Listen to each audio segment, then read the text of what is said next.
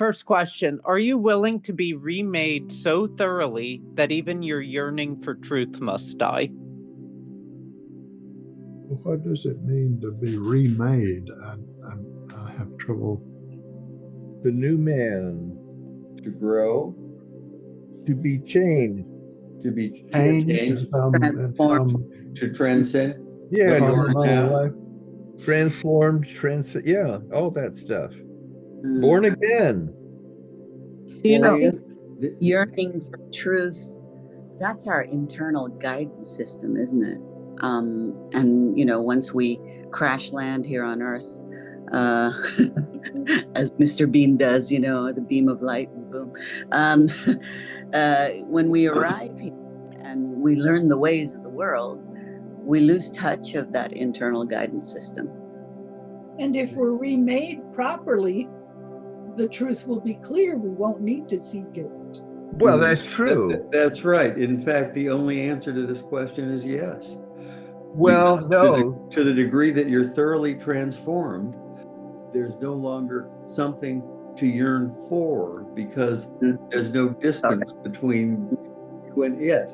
There isn't any for, there's only is. Yes, but I don't think that's really the question. The real question is, are you willing? Yes. Oh, good. Good point. That's a good point. Yep. Because, you know, my initial inclination is to say, yes, of course, but then I think, well, you know, I can't say I wouldn't bail out along the way if it got a little uncomfortable, you know? And maybe I have many times. Well, I was thinking you can only have a yearning for truth when you have a sense of not that there is something true out there that you don't know yet. But if you ever arrived at a state where you said, I got it now, I understand, then the yearning would go away because you found what you were looking Yeah, and you would be transformed. I mean, you would have to be fundamentally changed to fundamentally grasp it, you know, completely. You yearn for truth when you know you haven't attained it, or you haven't. Right. But there are a lot of things we don't know, you know, on a kind of a contingent level, but there's a kind of ultimate truth with a capital T, I think is what she's. Yes. The transcendent truth. And you stop looking for the particular truths and go for the truth.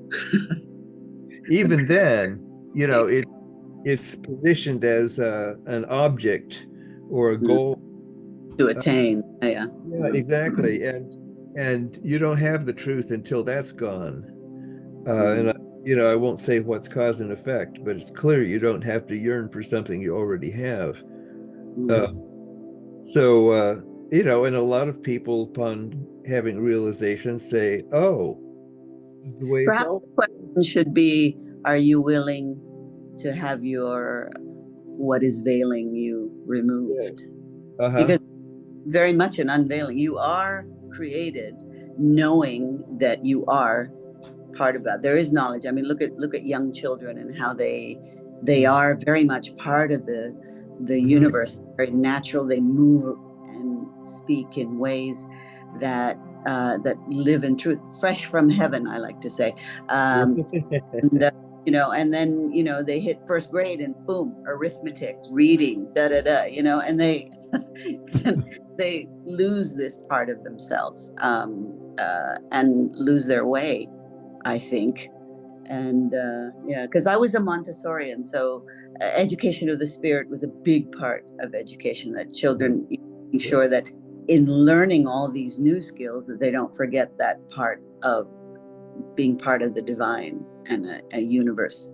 So I don't know, maybe the question is that, you know, are you willing to remove that veil? Because we become veiled, you know, in learning the ways of the world and only focusing on the phenomena and the physical world around us. We lose touch with our own spirit. Right. Well, and, you know, are we willing to give up everything?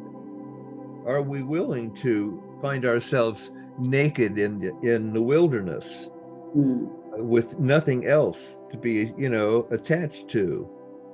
And that's asking a lot, I mean, I kind of like a lot of my things that I'd be better off without.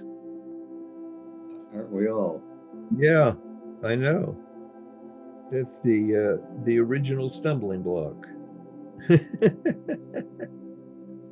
I was thinking about the desire for wealth.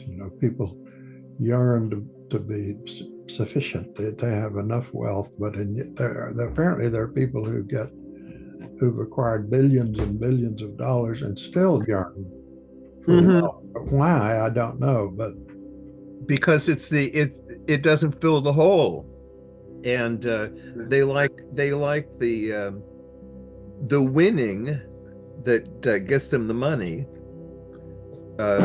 whether they need the money or not. That's right. Winning the game, I guess. Yeah. Some people, and for some people, since they never fill the hole, they always think they need to do it again to confirm whatever it is. So think about empirical science. I mean, there's no end to it, is there? I mean, people can always look into this or that, or why does this happen? Why does that happen? You would never attain a total knowledge of everything in the empirical reality. Right. So there's always this the whole that behind which you already know that you still don't know. But that's different from the sort of truth with a capital T. The thing is, you're not content to be a lily of the field and just accept what you have. Right, exactly. Just you are given what is required, what you need. There's always that fear involved in needing to acquire more. It's like never feeling safe. Never feeling good enough, worthy, whatever. But safe is a big one, because we do so much out of fear without realizing it. There's some story about a lot of wealthy people in the United States are opening Swiss bank accounts. They're afraid they need to tuck away money in a place that the U.S. government can't get to and take it away from them somehow. Well, I don't know how they're doing that, because they've changed the rules, and you basically have to be a resident or citizen of Switzerland to do that now. To open a bank account? There are other places. The Caribbean, of course. Yeah. Well, you could probably get a trustee, a Swiss lawyer who would open an account for you, I would assume. Oh, if you're really rich, then I think that's a possibility. Yeah, there's always a way for rich people to tuck it away somewhere. I mean, if you really want to hide your money, you just have to find the right person and pay them enough. So you have to start out with money in the first place. I don't know how much it costs to, have an account in the Cayman Islands or one of those other places, and have it set up so that it's a shell company owned by a shell company, and somebody manages the whole thing on the side of the other country, and you're paying them for their services. So it's an attractive idea, but really you got to have a lot of money for it to expect to have a lot of money. You could be preparing a place for what you think is going to be a corrupt windfall, but it's affordable, I'm sure, for people that are moderately wealthy. Well, I think we've drifted somewhat from the topic. Maybe we could go on to two. That's right. Let's come home from the Caymans. Yeah. Well, I'll just say that even truth is a concept. Yeah. And so if you're thoroughly remade, which the whole idea of basically, heaven being like, oh, I don't know, the Cayman Islands, or or a beach in Miami is so thoroughly ridiculous. In fact, turning from a material body into a beam of light, I can't imagine to be anything other than thoroughly unpleasant. Even though the end result might be positive, I can't imagine that it's going to be pleasant. And so you have to be willing to be torn down and burned to nothing.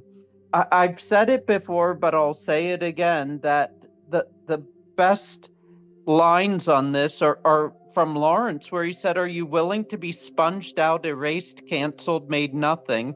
Are you willing to be made nothing, dipped into oblivion? If not, you will never really change. Right. To be remade in the sense here is to be unmade. Blake again. Not from me. Yeah. Well, I mean, well said, Jade. Okay, where are we? So the next one, what subtle trace of self still hides in your longing for extinction? Well, my longing. Yeah. Right. Who's longing? Yeah, it's hard to get past that. If you're longing, then you're somebody or something. Right, you're separate from the thing for which you long. And as long as the longing is there, it reinforces the separation. You'll never get there. I think that's why, ultimately there's a giving up or a big sacrifice, or, the kind of big letting go that has to happen, because the human part of the soul is pretty sticky. It thinks it owns everything, says I to everything. But who was it who said that the experience comes first and the I is added after the fact? Oh, I don't know if it was Guy Finley. I think it might have been somebody else. But anyway, it's a nice point. yeah. I think that would I would answer that with the ego, the part of you that strives to survive in the world, because surrendering, even the word surrender, I mean, people use it a lot, but very few people on this planet know how to surrender. Not surrendering as in white flag, but surrendering as in, I mean, we do it all the time. A certain set of circumstances comes to us, and the first thing we do is resist it. What am I going to do with it? We don't sit with it and be with it. And,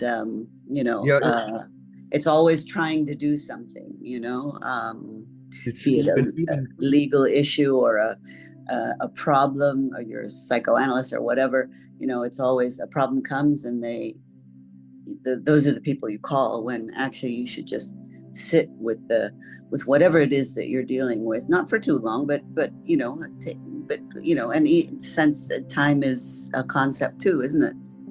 The thing about surrender, it sounds like something you do, but and that's counter to what the ego does. The ego is present in our psyche because it's there to ensure our survival.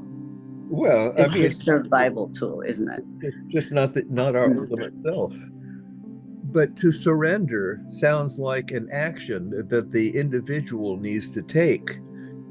But rather, if there's a total acceptance and experience washes over you without, what I'm saying is, surrender comes when you're willing to let it happen rather than let it go. Yeah, so the subtle trace of self in me would probably be my ego, because surrender. Why would I want to do that? That's the ego. Like, why should I? Well, the ego thinks it has something to surrender. Yes. Therein lies the illusion. Yeah.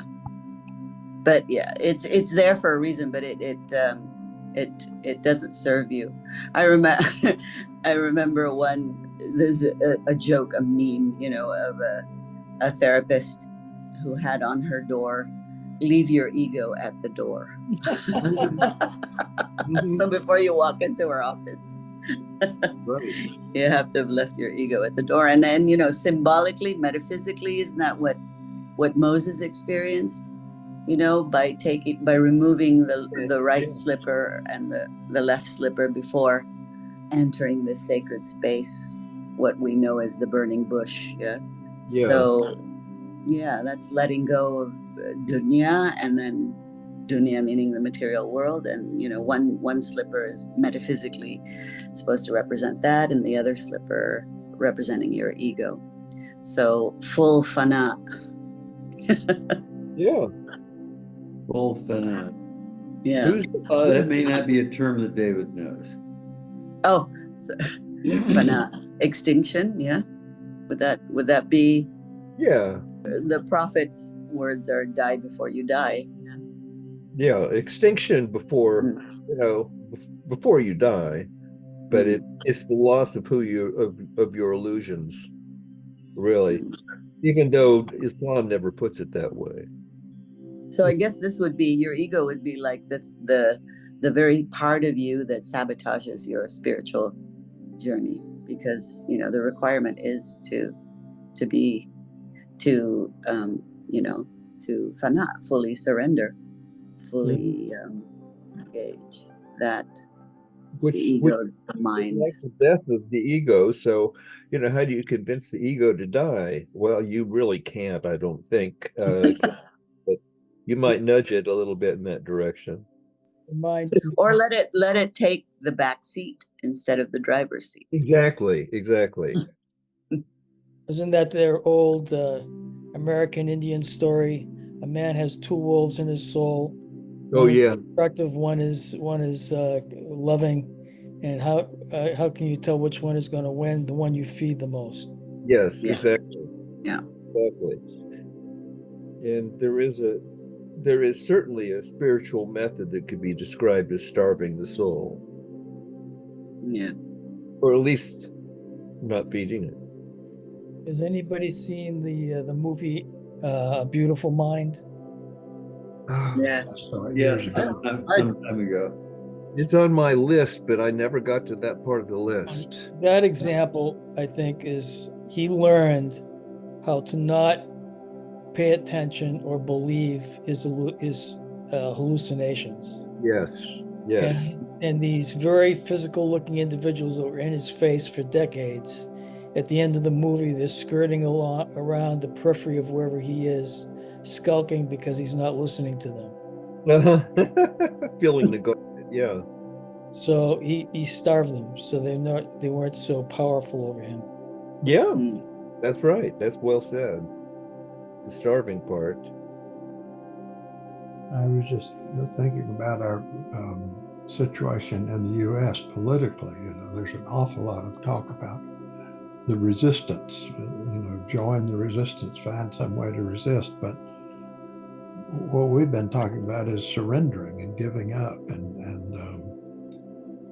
I wonder what that all means spiritually. But surrendering doesn't mean, I mean, surrendering in this context doesn't mean giving up.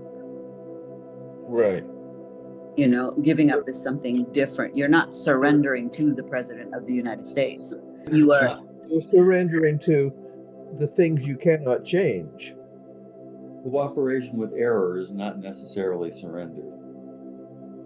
Oh, no, you don't want to. Oh, I like that, cooperation with error. Well, but doesn't it start with our own personal inner world at first? That we see life unfolds in front of us, and we always know that it should be different than it is. Yeah, there's the problem. That part of us has to die. Yes, because you can never be happy with that part. Yes, you always have unfilled expectations because you want the world to be different than it is. Right, exactly. The reality is humanity is a mess, and it's always been a mess. Sometimes it's a little less messy, and sometimes it's a little more messy. It just can't be God, is how never mind how hard it tries. Say that again. It can't be what? God. The reality can't be God. Yeah, well, the world. Yeah. Ordinary Created reality. reality. Well, on the other hand, it can't be anything else, but that's not exactly the point I was making. Right, exactly. Luna, how we doing here? We're doing all right. Would you like to contribute to this one? Yeah, I would say the subtle trace of self that still hides in your longing for extinction is the ego. Yes. Because very often it's the most egotistical thing of all to desire to be expunged.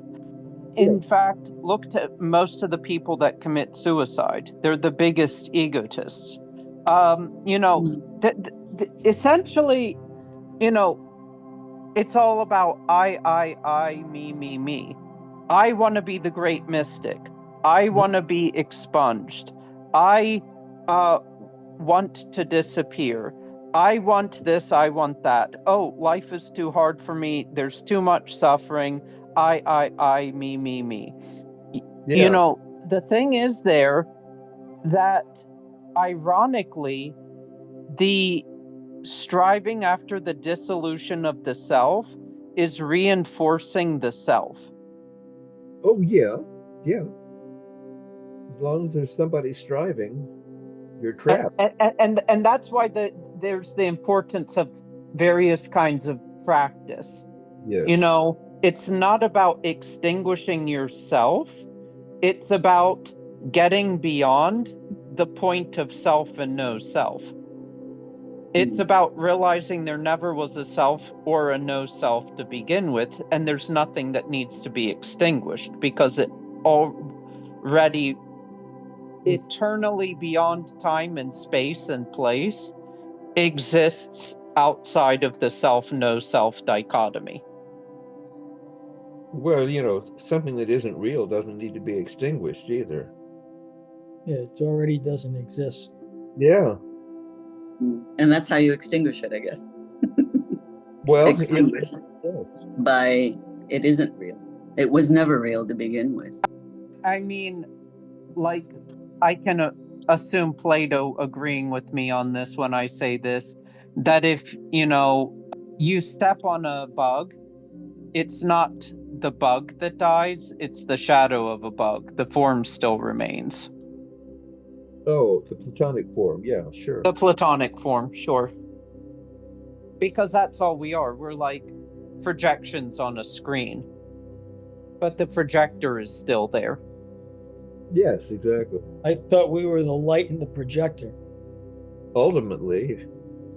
Or ideally we should be the light in the projector, projecting awareness so that life can be lived. Well, you have to get away from the projection in order to just be the light. Yes. You'll get away from subject object and just be. Yes. Right. But I mean, I mean, I'll go one better and say that where the celluloid film in the projector the moment before it catches fire. Yeah. That was always a problem, wasn't it? If the film stopped moving, it would catch on fire. Yeah. And the celluloid was very flammable, just like we are. Oh, but, yeah. Nitrocellulose is gunpowder. It's, smokeless powder, basically. It's just poof. That's, that paper that magicians have that, they light and it just disappears. Flash paper. What? Flash paper. Yeah, it's the same thing. It's nitrocellulose. It's well, a fun fact is the two earliest materials that they made fountain pens out of were celluloid and ebonite. And there have been cases where people kept the celluloid and ebonite together, and ebonite is a hardened rubber, and there was a chemical reaction happening with the sulfur coming out of the ebonite and basically doing something to cause the celluloid to ignite. It probably would have to be in the sun or something, but yeah, certainly could. Yeah, something with UV rays. Yeah. Oh, another thing that is nitrocellulose is ping pong balls. Yes. Oh, Ping pong balls? Yeah. They go up in a flash. Yeah. They just burn almost instantly and leave almost no ash behind. I'm sure in the manufacture they mix a few things in, but that smell that they have is I think camphor that they must add. Something smells like camphor. But anyway, whatever it is, it burns too, and a burning ping pong ball is something to behold for an instant. But we exist as separate entities, or a sense of separation and apartness from the rest of the world, as long as we participate in this bodily form. Yeah, as long as we say I, there's something that's not I. right. Necessarily.